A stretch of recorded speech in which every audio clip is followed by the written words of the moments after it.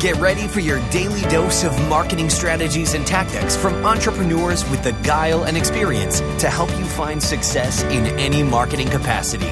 You're listening to Marketing School with your instructors, Neil Patel and Eric Su.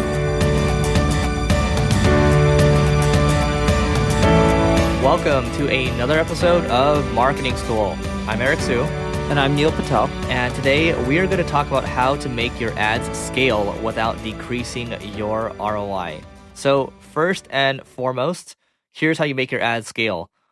The thing I talked about in the past, in the last couple episodes, make sure that at least on Facebook, you're running your ads to one post ID. You're not splitting up the social shares. It's not just 20 different ads with one or two shares each. You're combining it and there's 40, 50, 100, thousands of shares. That way you're going to be able to decrease your CPC.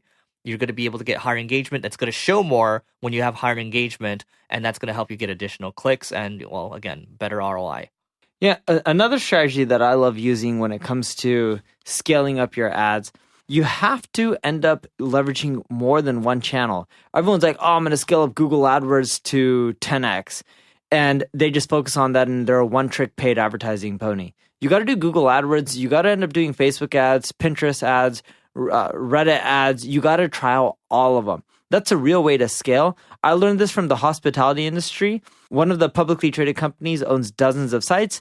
And what they found is when you end up running all the paid channels at the same time, your cost sometimes goes down. But more importantly, your ROI, your conversion rate goes through the roof because people are seeing you everywhere. It's the rule of 7 with marketing. And it's easier to scale by adding in new marketing channels than it is to keep just spending more and more on one specific channel, because what you'll find is there's diminishing returns and eventually you'll cap out and there won't be more audience to buy from. Yeah. The other thing is you have to make sure when let's say you're running AdWords or Facebook, and I assume most of you are because they are the biggest platforms out there, but looking at your funnel from a full funnel attribution standpoint, right? So it's not just looking at the stats that you have in Facebook ads or AdWords or whatever other tools you're using.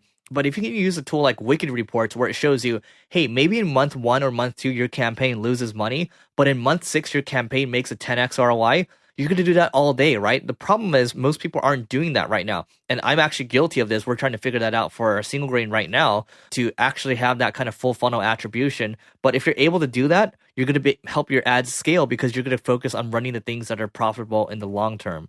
You also need to be running a ton of A/B tests. Your ads are going to get more and more expensive. Facebook's going to keep going up. Google's going to keep going up. There's going to be more competition. You're going to be like, my ROI is just going down. It's going to go lower and lower. I'm struggling to scale it up because brands like Coca-Cola are coming in and they're just spending $1 billion.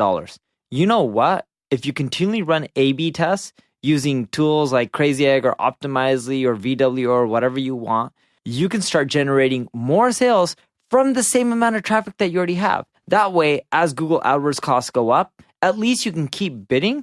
In addition to that, you should be having your upsells and downsells. Because when you have your upsells and downsells, you're allowed to spend more money on the front end because you know you can make double or triple on the back end by adding in all the upsells and downsells. A good example of this is Eric in his agency. Someone signs on as a client. After a year, what do you do, Eric? Upsell them. Yeah, and he's not just trying to renew them. He's trying to continually upsell them and offer more services. What's a great way that you're doing this for a service-based business right now? Yeah, so let's say someone signs on with us for paid advertising, right? We're just talking to a client that's been with us for 2 years, and they just started talking about SEO. They want to kind of compete with the big stock photos of the world. So, I had a quick call with them, and then we started talking strategy, and guess what? We helped them with strategy, but we started talking about, okay, here's how we might help in the future with link building from a technical standpoint. So what happened was he did sign a contract right then and there. A conversation actually became a link building contract for the long term, but it's just constantly constantly figuring out how you can go about adding more value. Yeah, and the thing you'll end up finding from advertising is there's always ways to end up making it work. People are always afraid that, Google's going to be more expensive next year than today. You just got to get creative.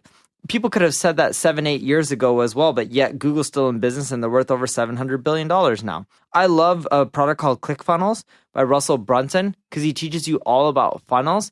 And by adding a funnel into your business, you can generate way more money. And it's one of the simplest ways to help scale up your ads. Because when people try to scale, they always think about, okay, how can I tweak my ad campaign? How can I do a trick so then that way Google doesn't know what I'm doing and the cost and the clicks are cheaper? Those are all short-term things. Modifying your business, optimizing conversion rates, having full attribution tracking, doing things like creating a funnel, those are the long-term solutions that allow you to scale in the long run. Yeah, and the final thing related to the Russell Brunson note, he does have a video on the Genius Network. So this is Joe Polish's YouTube channel. And Russell talks about the 3 highest converting funnels. This is, I think, 92% or maybe even 98% of all the funnels in ClickFunnels that work the best. You have your free plus shipping kind of offer in the front end. So these are your front end funnels, right? He might have like a book that he gives away for free or these MP3 sticks we talked about in the past that we're still trying to do. And number 2 is the webinar funnels, right? And Neil actually has a webinar funnel as well. And the third one is the high ticket funnel. Neil, how does your webinar funnel or how did it work? Yeah, I don't have it anymore, but if I drove 100 signups to the webinar, 3.6 would end up buying, 20% max would end up refunding. Each person would end up spending roughly $1,000 just on the front end. Yep. So that's once you can make the numbers, I think what we're trying to establish here is you got to know your numbers. You got to look at your numbers like a hawk. That way you're going to be able to grow. Because if you're just treating marketing as this, I got this gut feeling this is going to work, Eric. It's not going to work for you. I like that gut feeling. Yeah. Doesn't work. Never does. Yep. And so before we go to singlegrain.com/giveaway to get our marketing goodies, and we'll see you tomorrow. This session of Marketing School has come to a close. Be sure to subscribe for more daily marketing strategies and tactics to help you find the success you've always dreamed of. And don't forget to rate and review so we can continue to bring you the best daily content possible. We'll see you in class tomorrow, right here on Marketing School.